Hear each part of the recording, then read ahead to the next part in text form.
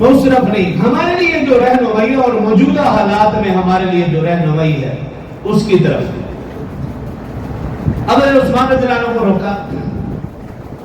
اب رسول اللہ صلی اللہ علیہ وسلم کا طرز عمل کیا ہے؟ ایک تو حضرت عثمان کو رسول اللہ صلی اللہ علیہ وسلم سے کتنی محبت، اب رسول اللہ صلی اللہ علیہ وسلم کی محبت دیکھی. جب معلوم ہوا کہ حضرت عثمان کو روک لیا، حضرت عثمان کو افواہ پھیلی کہ حضرت عثمان شہید ہو گئے، کب رسول اللہ صلی اللہ علیہ وسلم نے صحابہ کرام میں اعلان کیا کہ حضرت عثمان رضی اللہ عنہ کے خون کا بدلہ لینا ہے، کیا سب تیار ہو؟ سب کے سب صحابہ کرام نے کہا ہم تیار ہیں. اب یہاں پہ آپ دیکھیے، ایک شخص کے خون کا بدلہ لینے کے لیے رسول اللہ صلی اللہ علیہ وسلم 1400 سے 1800 صحابہ کرام کی جان دینے کے لیے تیار.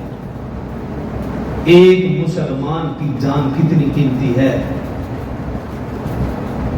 یہ رسول اللہ صلی اللہ علیہ وسلم کا طرز عمل ہے. صرف گفتگو نہیں، عملی طور پر پھر صحابہ کرام سے کبھی نہیں، آؤ میرے ہاتھ پر ہاتھ رکھو، بیعت کرو، پکا وعدہ کرو کہ جب تک عثمان کے قتل کا بدلہ نہ لیں گے اپنی جگہ سے، نہ ہلیں گے نہ ڈلیں گے.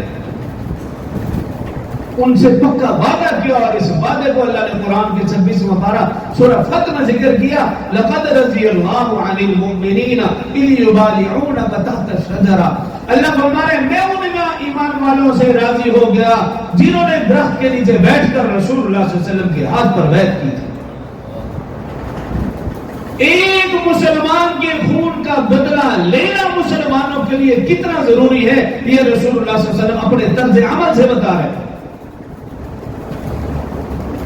طرز عمل سے بتا رہے اور پھر ان سے بیعت نہیں.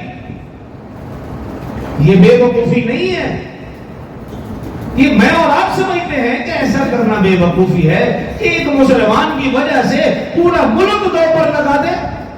ہاں لگتا ہے تو لگا دے، یہ اسلامی تعلیمات ہے. اور جن لوگوں نے ایک مسلمان کے بدلے میں پورا ملک دو پر لگا دیا، آج وہ پورا من ہے. اور ہم جیسوں نے جب دو پر نہیں لگایا بلکہ اپنے ہی مسلمان بھائیوں بہنوں کو بیچا، وہ آج ذلیل و خوار ہے. ہم اپنے پڑوس میں دیکھ کے لیجیے، 20-25 سال قبل جب ایک عرب مہمان ان کے پاس آیا،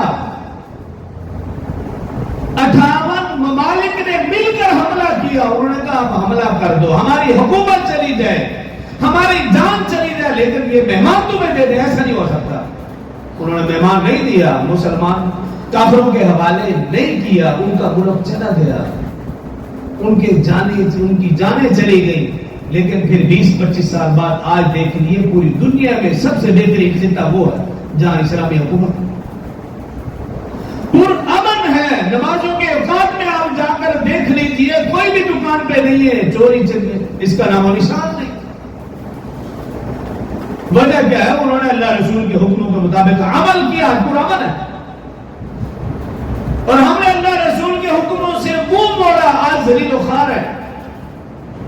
جب تک اللہ رسول کے حکموں سے منہ موڑتے رہیں گے اسی طرح ہم ذلیل و خوار رہیں گے.